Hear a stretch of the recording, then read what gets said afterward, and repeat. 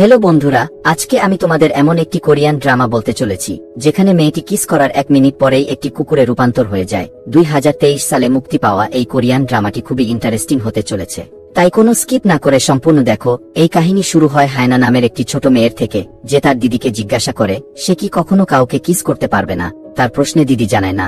তা শুনে হায়না উদাস হয়ে পড়ে, কারণ তাদের পরিবারে একটি অভিশাপ ছিল, তারা কাউকে কিস করলে সেই রাতে 6 ঘন্টার জন্য কুকুরে রূপান্তরিত হয়ে যেত। এরপর কাহিনীতে দেখি হায়না এখন বড় হয়ে গেছে এবং তার বন্ধুর সাথে একটি পার্টিতে হাজির হয়। এই পার্টিটি রেখেছিল হায়নার বয়ফ্রেন্ড তাদের সম্পর্ক 1 বছর পূর্ণতা লাভের জন্য।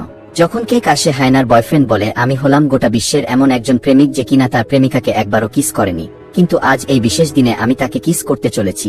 এটা শুনে হায়না কিছুটা ঘাবড়ে যায়, যার জন্য তার বয়ফ্রেন্ডের মুখে কেক ছুঁড়ে সেখান থেকে পালিয়ে যায়। এরপর কাহিনীর বর্তমানে, যেখানে হায়না একজন স্কুলের শিক্ষিকা হয়ে গেছে এবং স্কুলের গ্রুপ থেকে হায়না জানতে পারে তার এক্স বিয়ে করছে, যার জন্য গ্রুপের বন্ধুরা তাকে মেসেজ করে, তুমি কি সারা জীবন কুমারী থাকতে চাও? এটা শুনে হায়নার খুব রাগ হয় আর ফোন বন্ধ করে দেয়। তারপর হায়না জানতে পারে তাদের স্কুলে এক কেমিস্ট্রি শিক্ষক এসেছে। সেই কেমিস্ট্রি শিক্ষকটি খুবই সুন্দর ছিল, যার জন্য হায়না সহ বাকি সবারই ক্রাশ হয়ে ওঠে।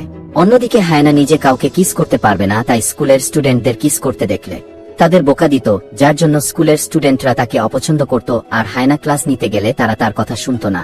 এতে হায়না বলতো, তোমরা আমাকে এর থেকে আরো কঠোরতর হতে বাধ্য করো না।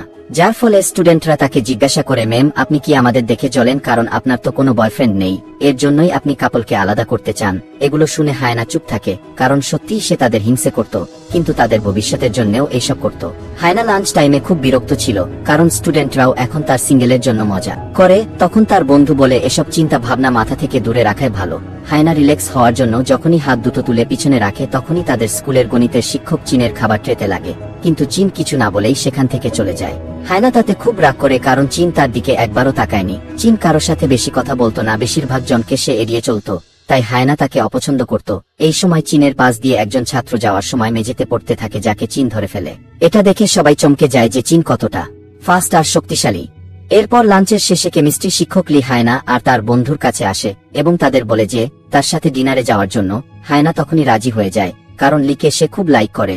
তারপর রাতে হায়না তার বন্ধুর সাথে ডিনারে যাওয়ার সময় রাস্তায় লি আর চীনকে পায়। হোটেলের দিকে যাওয়ার সময় লি কিছু কুকুর দেখে আর বলে তার কুকুর খুব পছন্দ। তাতে হায়না বলে, আমারও কুকুর খুব ভালো লাগে। তখন চীন তাড়াতাড়ি হোটেলে যাওয়ার জন্য তাদেরকে বলে। সেই সময় চীনের হাতের লাল দাগ হায়না দেখতে পায়। তখন চীনের হাত ধরে জিজ্ঞাসা করে, এটা কি আমার জন্য হয়েছে? চীন তখন তার হাতটা সরিয়ে বলে, তুমি আমার থেকে দূরে থাকো। চীনের এমন আচরণ হায়নাকে কিছুটা অবাক করে। যখন হোটেলে পৌঁছে তারা খাবার খাচ্ছিল, সেই সময় হায়না জানতে পারে যে তার এক্স যে মেয়েকে বিয়ে করছে সে তার হাই স্কুলের এক ফেলো। এটা দেখে হায়না ড্রিঙ্কের পর ড্রিঙ্ক করতে থাকে, যার জন্য লি আর চীন হায়নাকে অবাকভাবে দেখতে থাকে। এদিকে হায়নার বন্ধু বুঝে ওঠে সমস্যা কি, তাই হায়নার মন ভালো করার জন্য লিকে জিজ্ঞাসা করে, তোমার কেমন ধরনের মেয়ে ভালো লাগে? তাতে লি জানায় আমাকে যে ভালোবাসবে আর তার মনের কথা সরাসরি বলবে। এটা শুনে হায়না মনে মনে খুব খুশি হয়, কিন্তু চীনের এইসব কথা ভালো লাগছিল না, তাই চীন সেখান থেকে যেতে থাকে। তখন লি চীনের কাছে যায় আর তার কোটটি দিয়ে বলে, বাইরে খুব ঠান্ডা, এটা রাখো। এদিকে হায়নার বন্ধু হায়নাকে বলে, তুমি তো জানলে লি এর কেমন মেয়ে ভালো লাগে, তাহলে তুমি তাড়াতাড়ি তোমার মনের কথা লিকে বলো। হায়না এই অবস্থায় বাইরে গিয়ে লিকে তার মনের কথা সরাসরি বলে। তখন হায়নার মনে হয় লি তার চোখ বন্ধ করে হ্যাঁ বলছে, তাই হায়না তাকে কিস করে বসে। পরক্ষণেই বুঝতে পারে লি ভেবে যাকে কিস করেছে সে আসলে চীন।